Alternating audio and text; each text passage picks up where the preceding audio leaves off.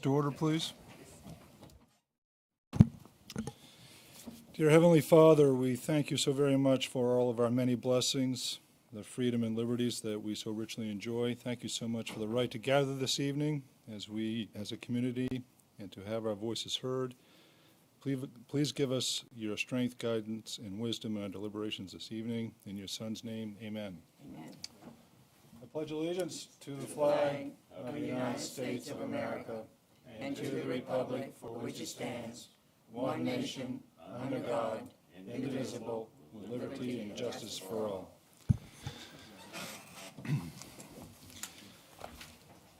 Thank you very much. We have full attendance tonight for a quorum. Thank you.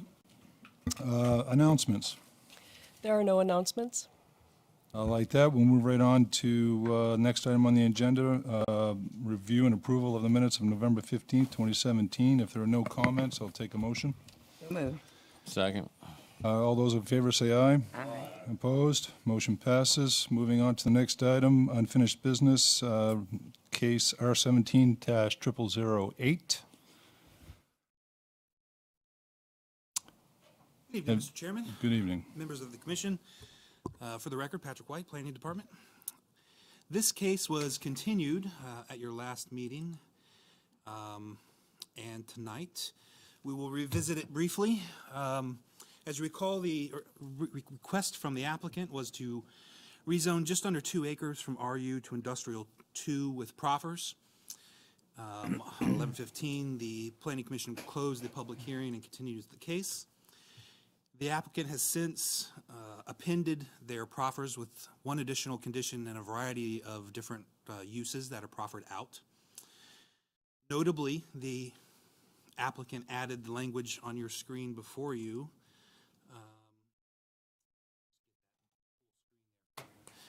to prohibit any tractor-trailer traffic onto, to and from the site during the hours of 7 a.m. and 8 a.m.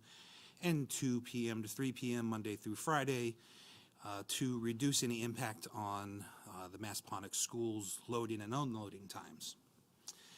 They did include some caveats that restriction wouldn't apply when school is not in session. Full text is before you, and it's also included within your packet and the approval resolution.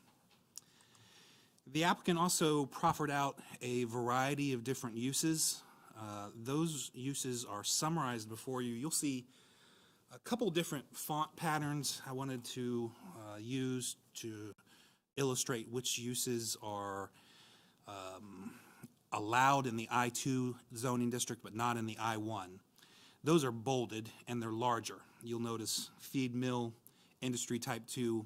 That's what I'm referring to. Those are not allowed in I-1, but they're allowed in I-2. If there's a strike through the use, that use is proffered out by the applicant. So you can see in this slide that the permitted uses available on this site include things like fuel dispensing service, eating establishment, convenience store, places of worship, anything that's not stricken through. There are quite a few of them remaining. This slide shows the special uses that are proffered out. Again, the bolded and larger uses are uses that are not allowed as special.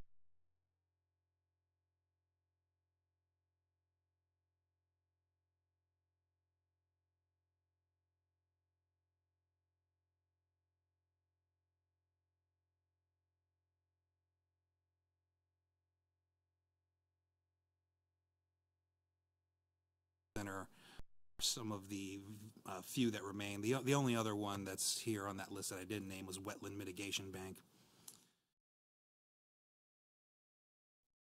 Staff stands by its recommendation of approval with proffers. The new proffer, they were revised, so there's a new proffer date. Staff's recommending approval with proffers dated November 20th. I'll stand by for your questions, and the applicant is also present. Any discussions? There's no discussion, Mr. Chairman. I'd like to make a motion to approve R17-008 Terry Industrial Park with the proffers dated November 20th, 2017. Second. All those in favor say aye. Aye. Those opposed? Any abstentions? Very well, motion passes. Thank you. May I say something to Yes, that? ma'am. This is a model that I believe that we should really look at from the Massaponax on down towards the school and, through the school zone. It's a good model, an excellent model, and I do appreciate the applicants, a desire and to really take the time to study the school system and when it would be in operation. And I would like to meet with staff sometime so that we can study that further. It's very good. I applaud them. Thank you. Thank you very much. We'll move on to the next item on the agenda, R17-0006. Kim.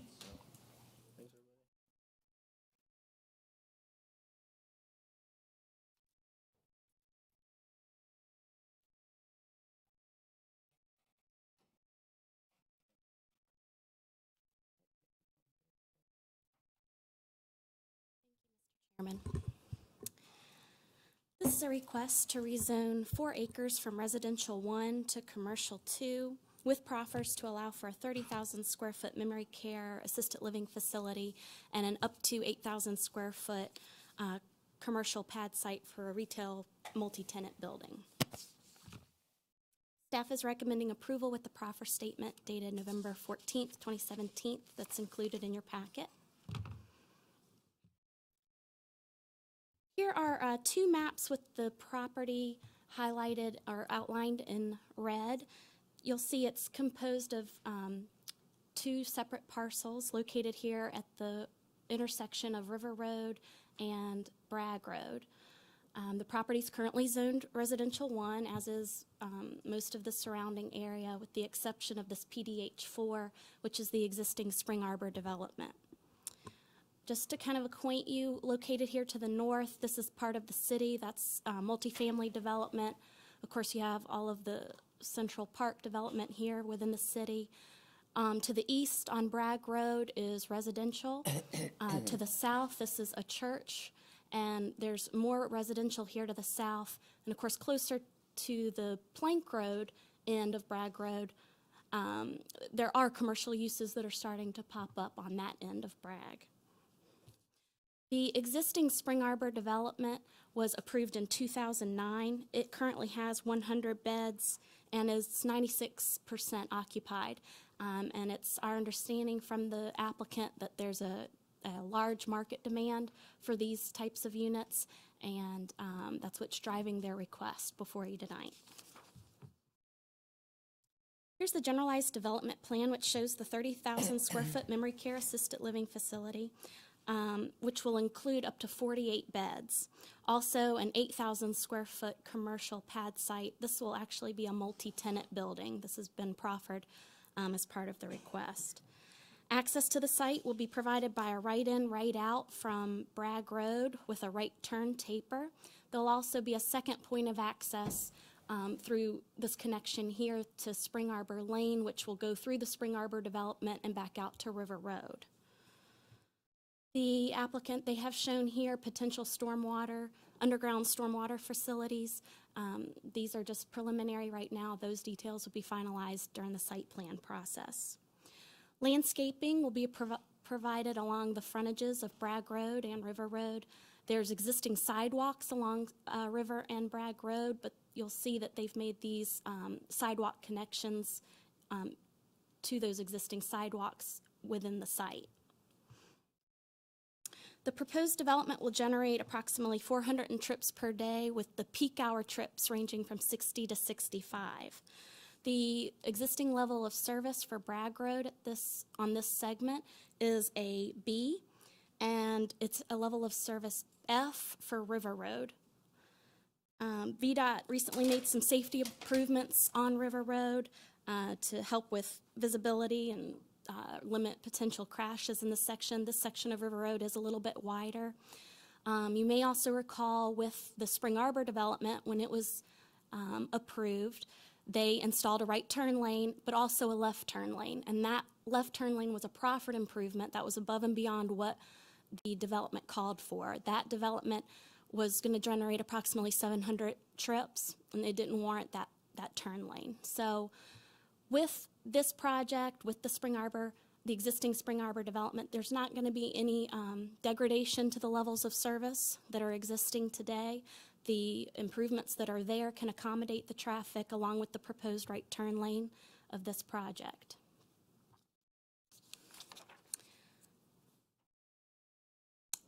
The project area does lie within, and the surrounding area does lie within the Virginia Department of Historic Resources designated area for the Salem Church battlefield, and River Road is also a designated scenic byway.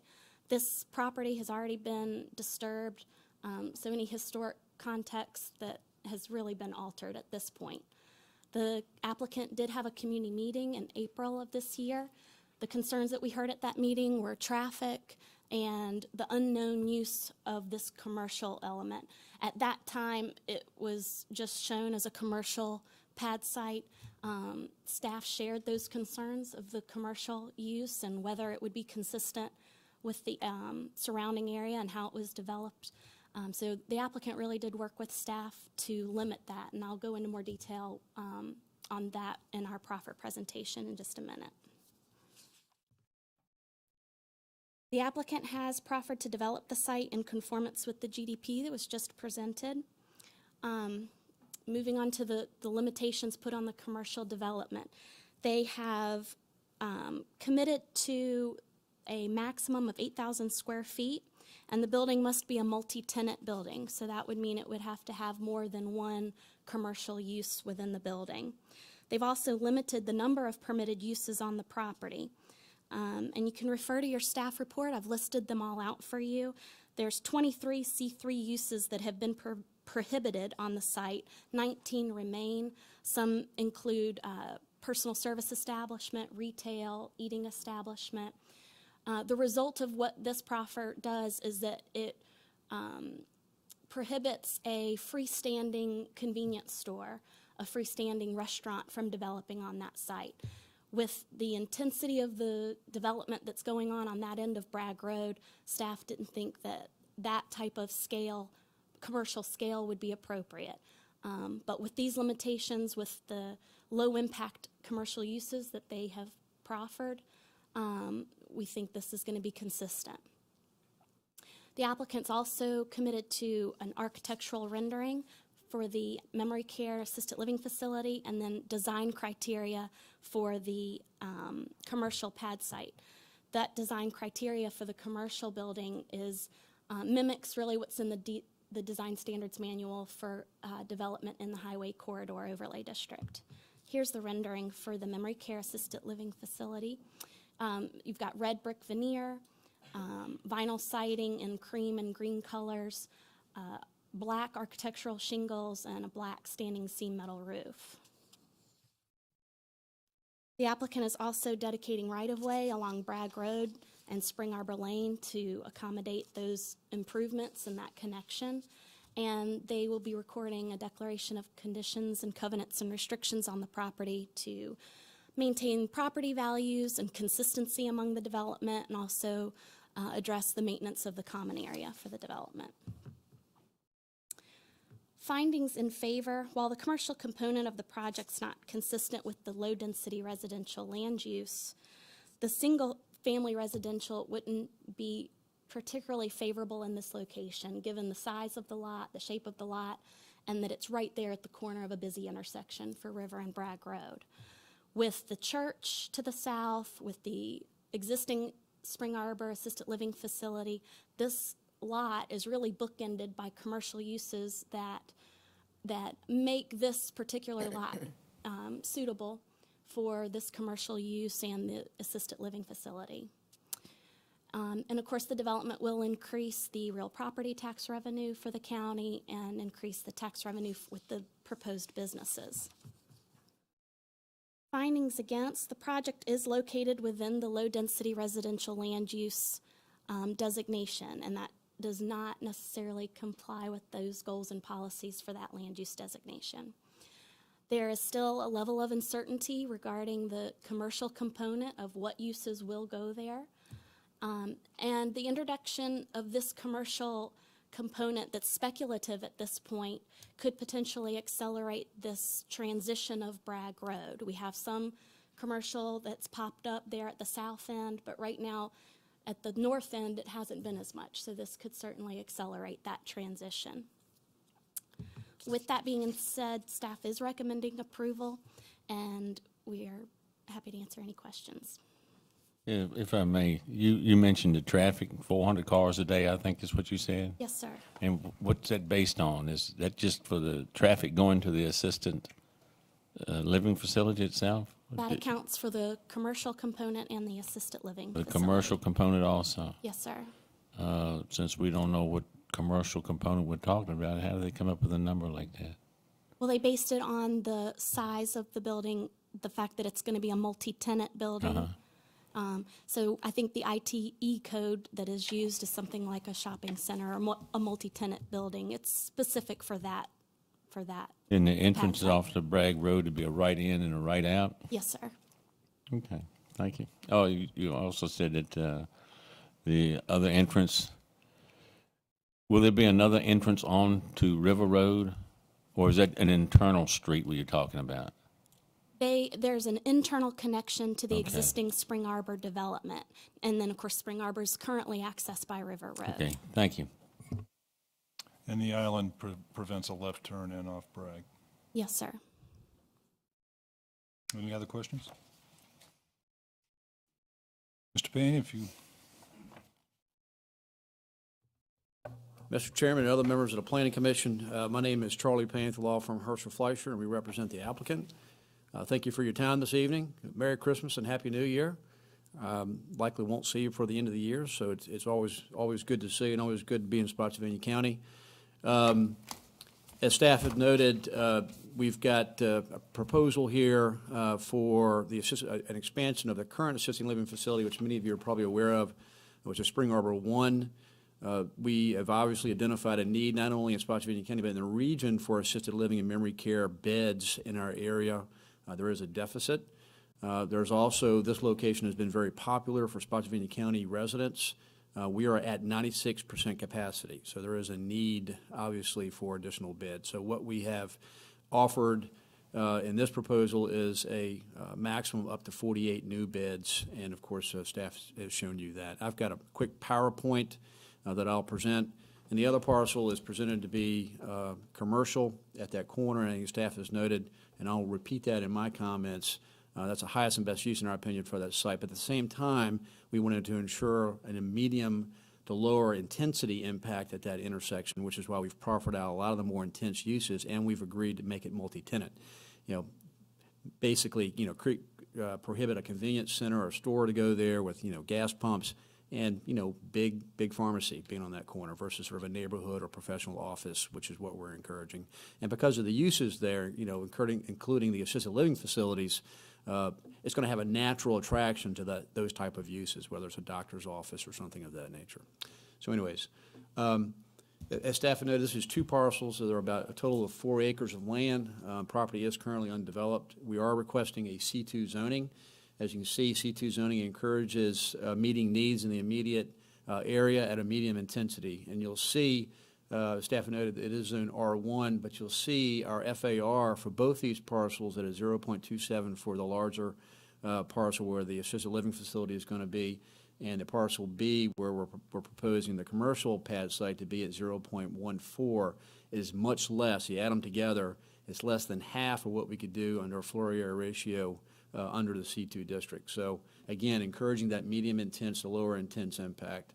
As I stated earlier, the assisted living facility will be up to 48 beds. We think the first phase will likely be 40, but we wanted to be able to move it up to 48 if we could. And of course, the total build out for the commercial pad site would be 8,000 square feet. Also compatible with the comprehensive plan goals and again, encouraging that lower intense impact. About 30% of parcel A and about 39% of parcel B will be open space, which exceeds double, if you will, what the minimum requirements are under C2. Additional open space will allow us to buffer, create some landscaping along Bragg Road and River Road, and buffer from our neighbors to the south and west. And the project is proposed to be completed within 2 years after rezoning approval, and we say subject to market conditions. That's mainly for the commercial pad site, not for the assisted living. We think we'll be able to move forward with that sooner, much sooner rather than later. As staff had noted, you're very familiar with this intersection, I'm sure. It's south of the intersection of River and Bragg Road, which is a light signal intersection. The Church of Jesus Christ of Latter-day Saints is just to our immediate south.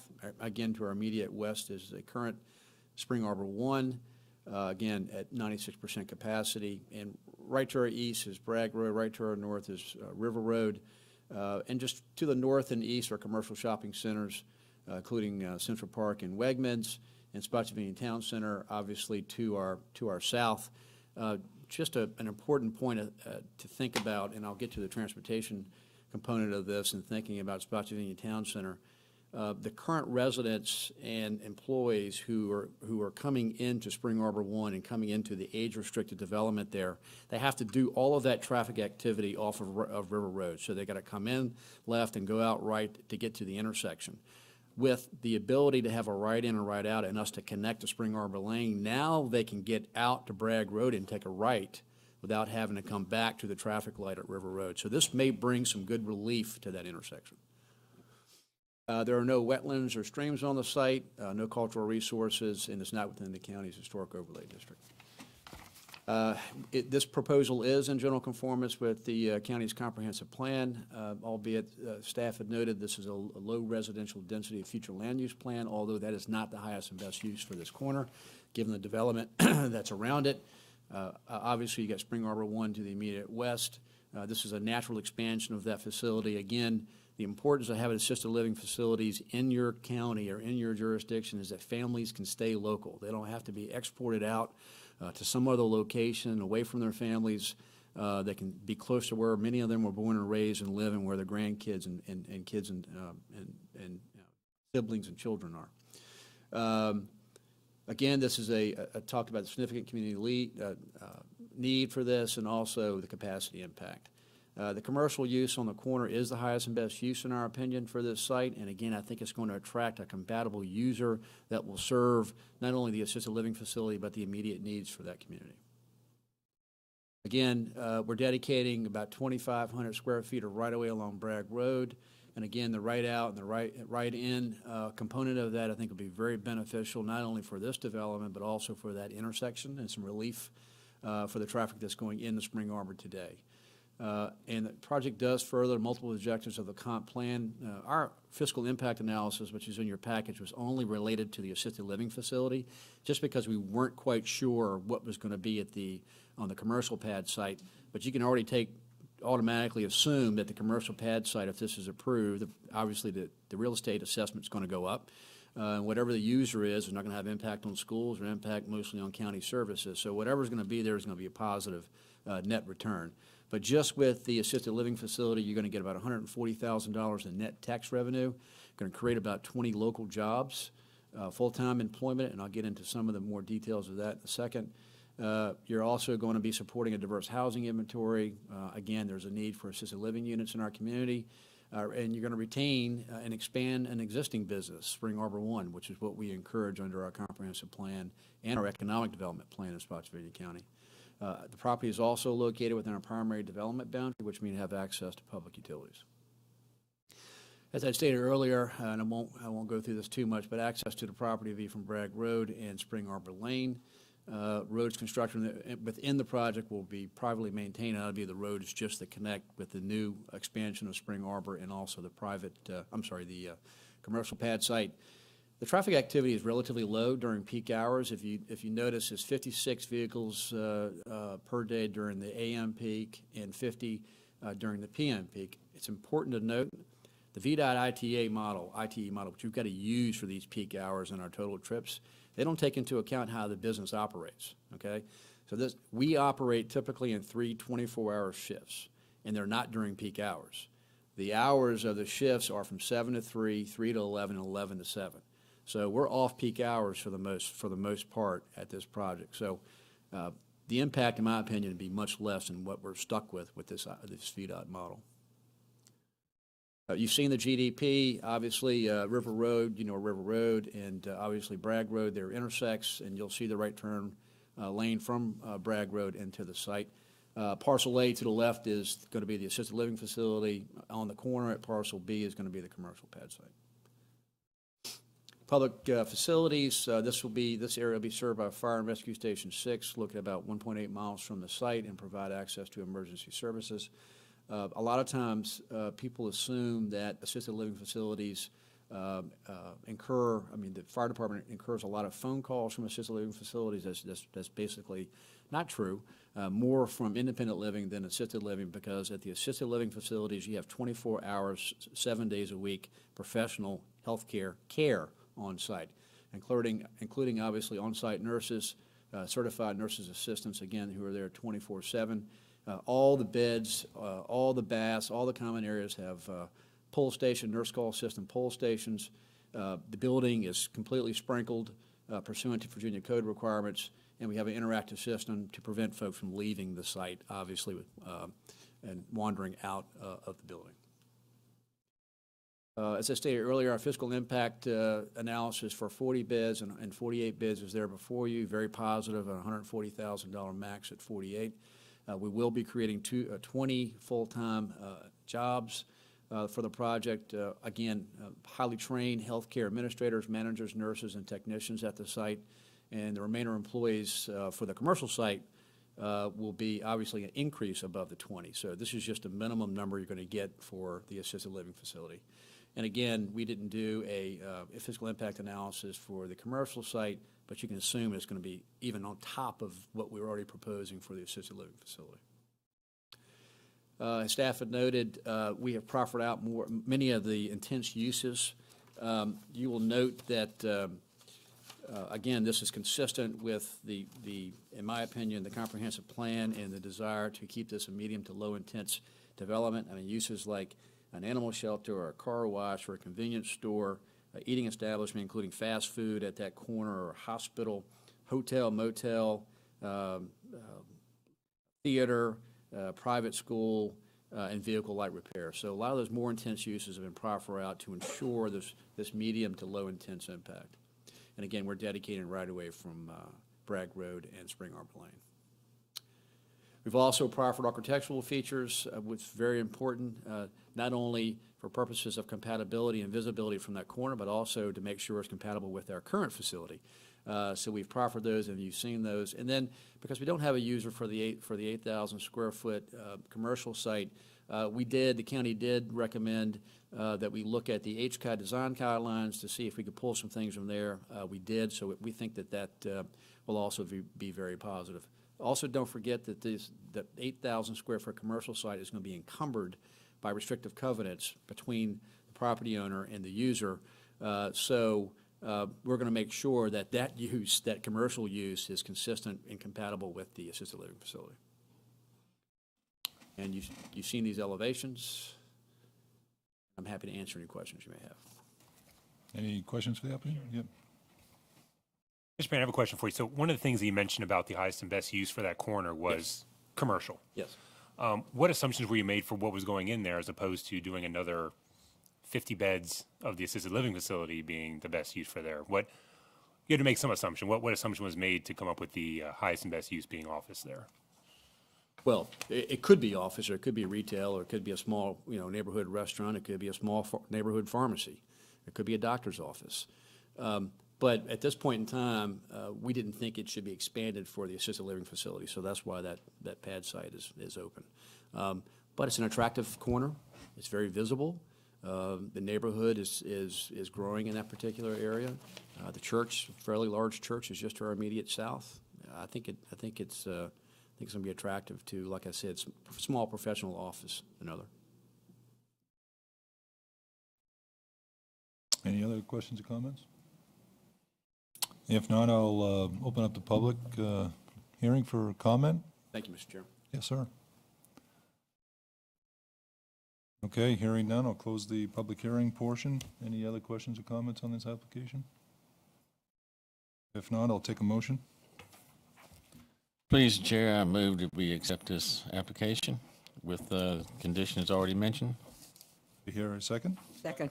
All those in favor say aye. Aye. Opposed? Motion passes. Thank you very much. Moving on to the next item, discussion items CPA 17-0004.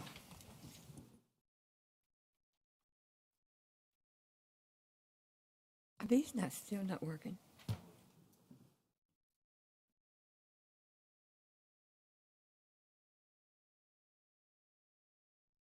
Oh, we're supposed to be small government. Where are you coming from? Thank you, Mr. Chairman, members of the Planning Commission. The next item on the agenda is a review for comprehensive plan consistency of a proposed library site in the Spotsylvania Town Center. May I have the floor computer, please? I'm just going to show you a few slides that were presented to the Board of Supervisors in November. They received an overview of this proposal, and there are a few slides that will be informative to the Planning Commission as you review this for consistency with the comprehensive plan. Just to remind the Commission, the Code of Virginia requires that the Planning Commission find that any new public facility, even if it's not new construction, if it's just authorizing a new facility, review it to determine whether it is in conformance with the comprehensive plan. And so that's the purpose of the review today. The first slide before you, the Cafaro Company has offered a rent-free space inside of the Spotsylvania Town Center. It's actually across from the sheriff's substation, and it's about 2,000 square feet. And it already has been built out with shelving. It was a temporary store while another store was being remodeled. So it's already been built out with counters, service desk, all the types of amenities that the library would need. And here's a few images of the space, just to give you a feel for what it is.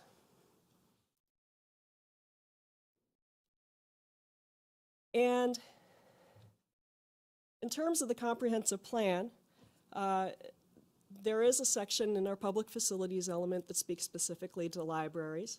And there are a number of location objectives. This proposal actually meets each of these location objectives, and I outlined them in the staff report.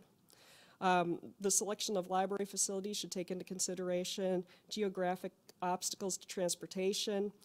The buildings should be on or near heavily traveled roads or in shopping areas, clearly visible. Provide new facilities to adequately and equitably serve all areas of the county.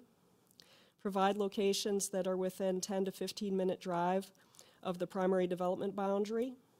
Sites should be located along main travel corridors with consideration of minimizing users' drive time.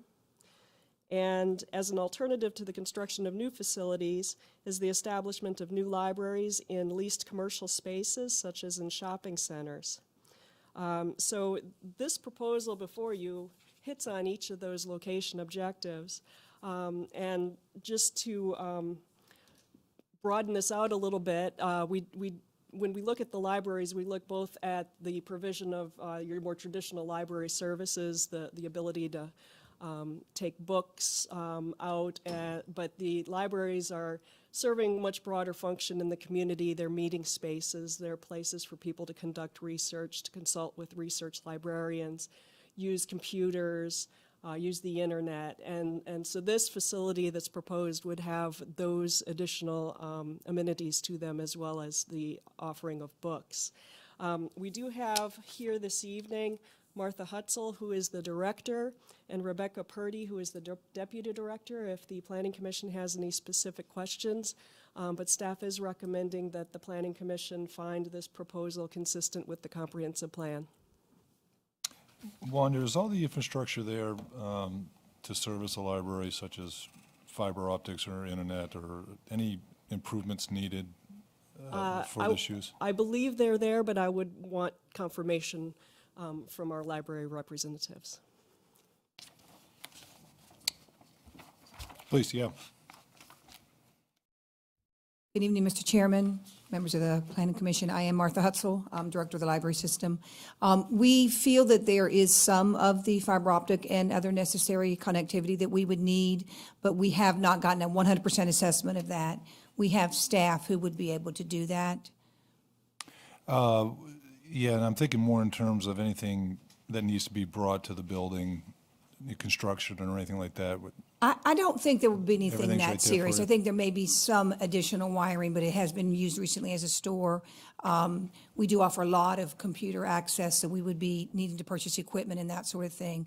I don't think there's any serious reconstruction that would have to happen from what we have seen and been told. One other question I have for you, I'm pretty adverse to going to the mall because I hate shopping, but these hours, do they match up well with the mall? They do. They're 2 hours more than our Snow branch and about 2 hours less than our larger branches. They're almost identical to the hours that the mall would have. And that's what Cafaro would recommend and hope for, that we would be open most of the hours that the mall is also open. All right, and one other question as I think of it, any parking issues or ADA compliance issues, anything like that? I don't that believe you're so. aware Of course, Okay. the mall would have to be ADA compliant there. Yep. The entrance where the sheriff's substation is and where this branch could potentially be is their second busiest entrance. Okay. So that's a very positive thing for us. Okay, very well. Any other questions? Have some. Yes, Ms. Carter. Martha, you know I'm a cheerleader of the library. I know. I think it's wonderful, and I did not know that you all offer this much to the public as you do, and thank you for that. You're welcome. But however, I do have concern on the library at the mall. From when you presented this to the Board of Supervisors, I thought that I heard you say that if this area that we were shown here, if the mall decided they wanted to use that area for some other business or whatever, then you would have to move. Am I correct? The library would have to move. Is that correct? Yes and no. They did not guarantee that we would have an open-ended, indefinite, multi-year lease, but they did say that they would give every consideration to us staying for a very long term, similar to what the sheriff's substation has, that it would be a similar lease. I had suggested that we put a lot of the furniture on wheels for two reasons. One is that's a very common thing in libraries today, so that you can move it all out and have a program in the middle of it and have a larger crowd. It lets you use your space for multiple things. It's what most of the high school libraries do now. But the other is, in the event that we would need to shift to another spot in the mall because they needed to lease this to a different spot, there would be that slim chance, but they did say, we met with a representative from Cafaro, who was in from Ohio, where their corporate headquarters is, that they would make every consideration that we could stay in that spot for as long as we needed to. Was this a spot that the library chose? Or did Cafaro There approach you? were three possibilities. One of them is in the outside town center in the back. It is busier at night, but it's busier at night because people are going to restaurants and bars. They're not necessarily coming to a place like the library. That space was also smaller, and it was very narrow and very dark. This spot is a better size in a better location. That was the one that I pushed for, and that's the spot that I chose. Well, my question that I was asking, did you choose to have another mall another library as close as we are to Salem? And I believe that Massaponax area has been on the book for quite a while. It has been on the books for That's quite a right. while. Did you choose, or did to the site that you would like to go to the mall to begin with? Cafaro contacted the county administrator, and the county administrator suggested that we look into it, and that's All what right. we did. Okay, and that's fine. Yeah. But I'm just wondering, and Wanda, you might be able to answer this, because I believe I'm still under the impression that on our CIP, that it's supposed to be a library in the Massaponax area, and we do have a site that was proffered years ago for a library in Massaponax area, and I don't. Well, like I said, we have one at Salem, but I have nothing. Your libraries are wonderful. Please don't get me wrong what I'm Sure, saying. sure. But I'm trying to put priorities where they belong, okay? And I believe on the CIP that Massaponax is the next area in line for a library. Am I correct? That is correct. The Planning Commission did review a library proposal without a specific site in the Massaponax area. last year as part of the CIP review. That is on there, and when this was presented to the board, Mr. Yakubowski was very concerned that that is still a high priority, and I think really it was just this opportunity presented itself at the Spotsylvania Town Center. So it's not supposed to be replacing or pushing the Massaponax site further down the list. It's just an opportunity that came up. But will there'll still be a cost with this, am I correct, for employees and et cetera? Yes. And I believe it was something like $200 and some $1,000. That is what we estimated to operate it for an entire year. If we open this within this fiscal year, of course, it would be a portion of that.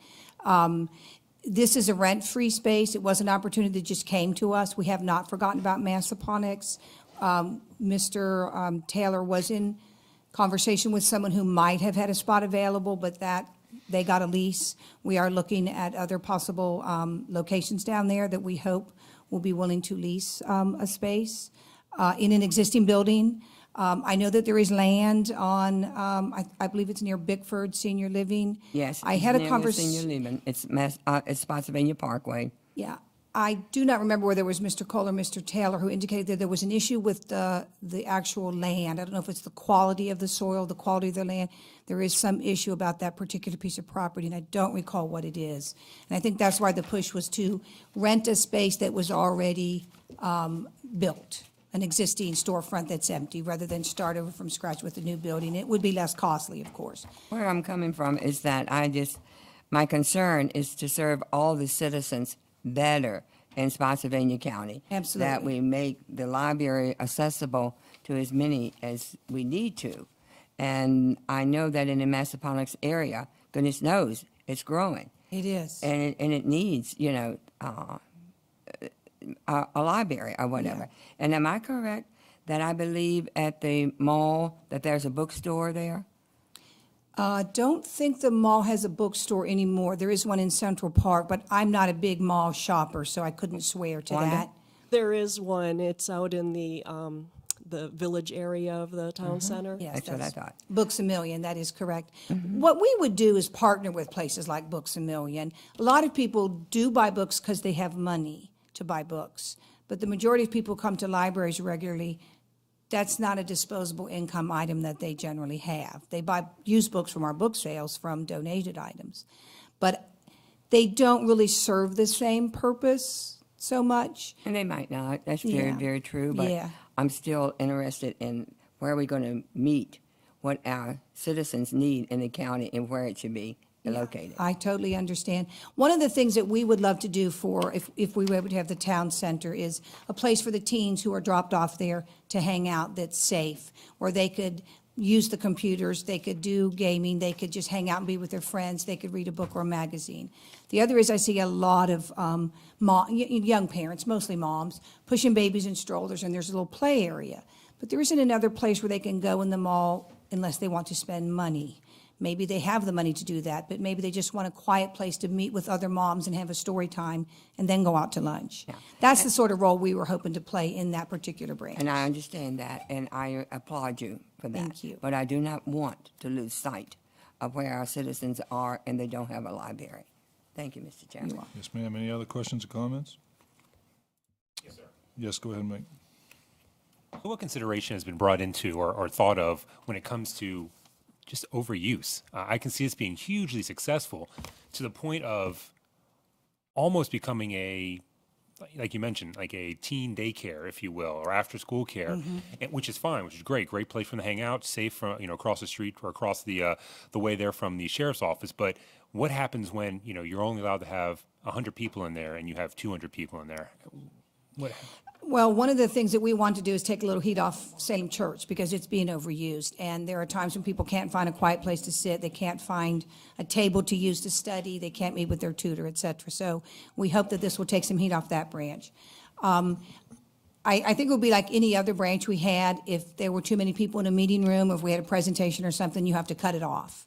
You can't say we can have 500 people in this room when it's only fire code of 400 or 450. So we have had many years of experience of dealing with possibly rowdy teens, and we have no problem making them behave properly, and if they've been there a little too long and are out of control, it's time to go and, find something else to do at the mall. So we don't usually have very young children dropped off at our branches. It's older kids.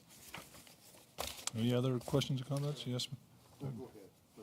Yes, I have one major concern. Just you don't have a guaranteed use of this property, and well, I don't want to say a whole lot, but I've had experience with these people, and they can change at the very thought of doing it. And I just don't trust the fact that you don't have a guaranteed piece of property. Well, I we- heard what they okay. said, and I've talked to these people my own self. Sure, sure. But I have a real concern that you don't have a locked-in rental space. I can certainly ask for that. We've not seen a lease. We haven't gotten that far. We certainly wouldn't sign anything that would jeopardize the library system or the funds and the support that the county gives us. I can certainly say to them, we can't sign that lease unless there's a 5-year guarantee or a 4-year guarantee or a 10-year guarantee or something longer than that. I would feel more comfortable if that could happen that way.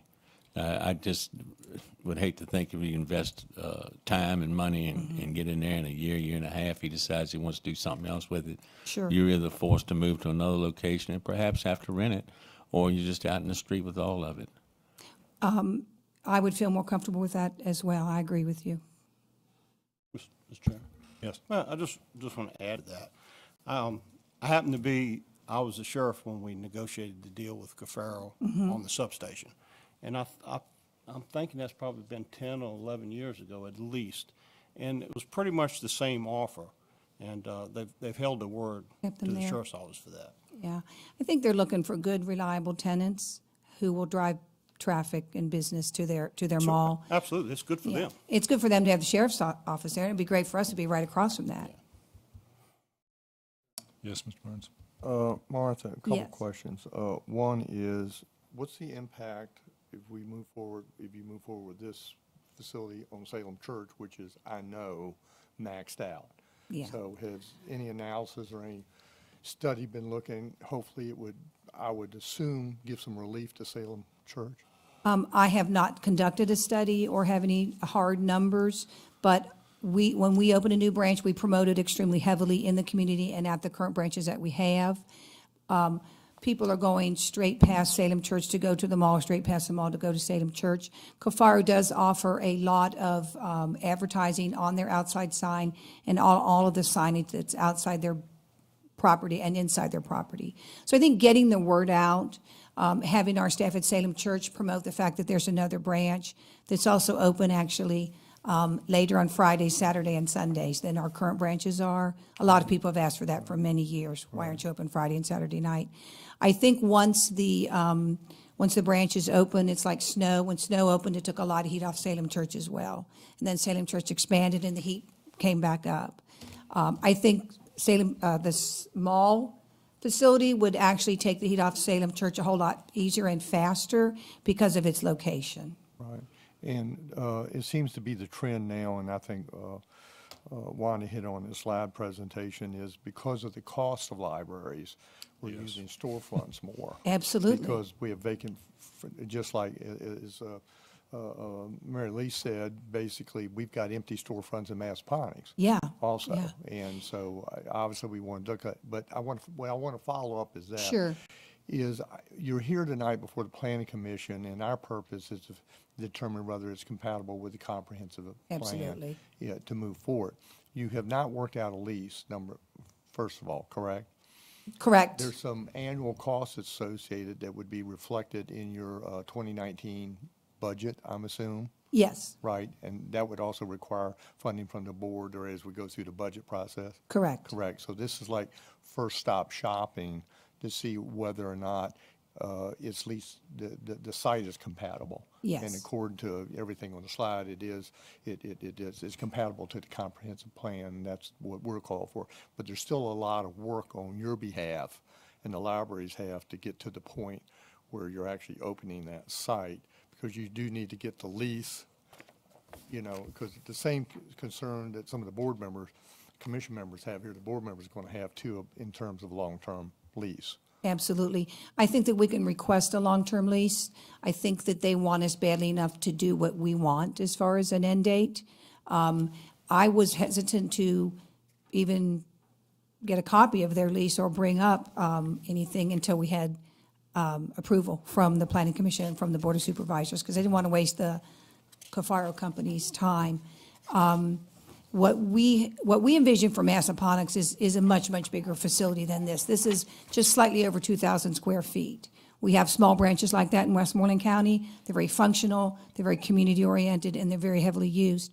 But I don't see it as a replacement to Massaponax. I see it as a supplement to what the county offers to its citizens. Thank you, Martha. You're welcome. Any other questions, comments? Hearing none, I can, yes, Ms. Carter. When you do the study, Use your microphone. would you, oh, I'm sorry. When you do the study, would you please include Lee's Park and all? Because I think with the Salem Church Library, they all have to go there. All of that area, they have to go to Salem. And I think that's where a lot of the overload comes into play. You know, it's that area too. So I hope they take the back way over to Snow, but I don't know whether they do. They could, They as could. new roads. they could, but Yeah. however, like I said, that's your growth area. It's the Yeah. primary settlement area. Yeah, sure. It's there, Sure. and we need to take them into consideration on Absolutely. their uses of Salem Church. Okay? Yes. Thank you. Absolutely. Thank you, Mr. Chairman. Yeah, absolutely. Any other questions or comments at this point? Can I say one other thing? Yes, ma'am. I wanted to let you know that on Monday, we found out that the library, Central Rappahannock Regional Library System, was rated a 4-star library again for the 4th year in a row. It's the only one in Virginia. You have a fantastic library system, and it's the 10th year in a row that we've gotten stars. So thank you all for your support on that and for the citizens of Spotsylvania County. And Thank you. You're welcome. You're doing a great job. Thank you very much. So I need a motion on this, application.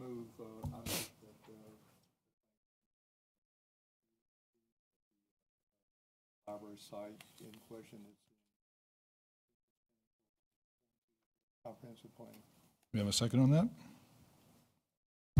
Second. Second, all those in favor say aye. Aye. Opposed? No. No. Motion passes 4-3. Moving on to the next item, Renewal Energy Comprehensive Plan Amendment. Thank you. This is actually the same topic that was reviewed with the Planning Commission at your last meeting. We wanted to bring it back to you. We thought about a little bit about the comments that the Planning Commission made, and so we wanted to bring back a revised proposal for you to consider moving forward to public hearing. So this is related to, specifically related to the solar energy facilities. We will have an application submitted before the end of the year for a large facility, primarily out in the Livingston district. And as part of, when we go through that special use review process, as part of that, the state code does require that 15.2, 2232 review occur for these facilities. And that, again, is what we just did, the conformity with the comprehensive plan. It's because these are public utilities, whether they're publicly owned or privately owned. These types of facilities do require that review by the Planning Commission to determine whether they are in conformance. So in reviewing our comprehensive plan, the language in it is much more general in nature, and it doesn't really contemplate this type of use. So that's the reason that we're proposing to move forward with a comprehensive plan amendment now, just to cover this topic outside of our comprehensive plan update, so that we can put some language in place to give the Planning Commission a little bit more to rely on when you're doing these reviews. So what we're proposing to do at this point is simply bring forward changes to the introduction and vision and the land use chapter. The Planning Commission seemed to find that language to be acceptable in your review last time. It was the historic resources and the natural resources that really caused the discussion, some concerns about them being subjective. So when we went back and looked at it, we really don't feel we need those changes in the comprehensive plan. It's the introduction, vision, and the land use changes that we feel are more critical to provide some language within our plan in order to do these conformity reviews. So just to review that with you, it would be an additional item under Spotsylvania County as a business-friendly community, and local job creation is a priority in the introduction and vision chapter, and it says encourage innovative land uses such as renewable energy generation, data processing centers and other industries, leveraging technology in fields such as information technology, medicine, logistics, etc. So we didn't just approach this from strictly solar. We tried to broaden it out a little bit to include some of these other uses that we might see in the future. And then under agriculture and silviculture are valued components of Spotsylvania County's economy. Encourage complementary land uses such as agritourism, agribusiness, and renewable energy generation in agricultural and rural areas. And then in land use, under the land use policy applicable to all land uses, renewable energy generation facilities such as solar, geothermal, or wind should be sited and designed to minimize detrimental impacts to neighboring properties, uses, and roadways. So that would be the sum total of the changes.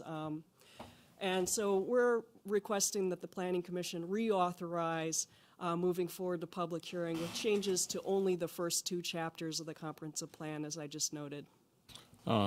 Wanda, Yes. in the vision statement area here, it says guiding principles and policies, A. Can you go back to that? Yes, the business friendly? Is this added on to what's already under A? Correct. It's one additional provision. So all 5 of these components will remain, and that'll be the 6th one? Correct. Okay. Thank you. Any other questions or comments? So you need a motion from us for public hearing? Yes, to move forward with this version instead of the one you reviewed last All time. right, can I get a motion on this? I move, we move ahead with the public comment. Can I have a second? Second. All those in favor say aye. Aye. Opposed? Motion passes. Thank you.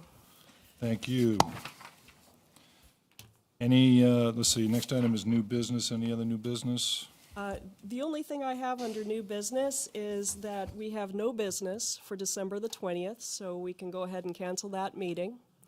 And traditionally, we also cancel the first meeting of the new year when there's been an election to allow the board to appoint members at their, so it would be at their January 9th board meeting that we expect appointments to occur. Okay. So that would mean that the next time the Planning Commission would meet would be January the 17th. Very well. Any other public comment? Hearing none, I'll take a motion to adjourn. So move. All those in favor say aye. Opposed? Motion passes. Thank you.